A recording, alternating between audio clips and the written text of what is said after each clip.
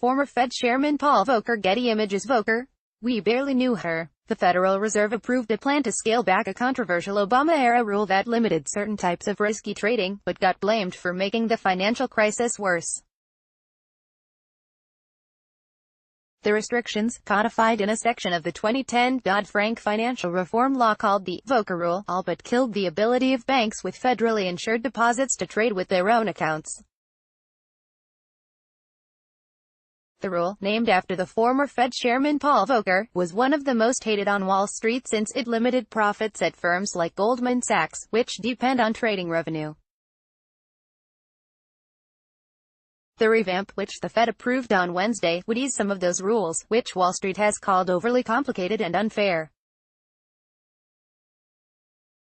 This proposal represents our best first effort at simplifying and tailoring the Volcker Rule, Randy Quarles, the Fed's vice chairman, said ahead of the Wednesday vote.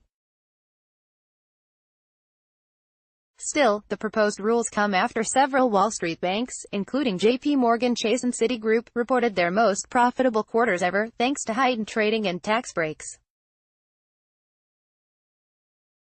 In addition to the changes to the trading restrictions, Volcker 2.0, as the rules are being called, would allow banks to police their own trading through their compliance departments, and cuts down on how much trading information needs to be reported to regulators. What is critical is that simplification not undermine the core principle at stake, that taxpayer-supported banking groups, of any size, not participate in proprietary trading at odds with the basic public and customers' interests, Paul Volcker said in a statement.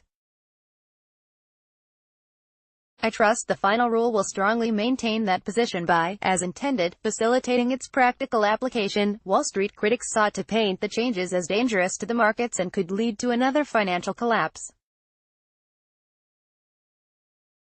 The new rule is set to be voted on by 4 other regulators, and is subject to a 90-day comment period. This proposal is no minor set of technical tweaks to the Volcker Rule, but an attempt to unravel fundamental elements of the response to the 2008 financial crisis, when banks financed their gambling with taxpayer-insured deposits, said Marcus Stanley, policy director at Americans for Financial Reform. In 2011, less than a year after Congress passed Dodd-Frank, reports surfaced that Goldman CEO Lloyd Blankfein was personally trying to water down the rules to keep it from costing the bank as much as $3.7 billion a year in revenue. "They're totally freaked out about Volcker," an unnamed Goldman lobbyist told Reuters at the time.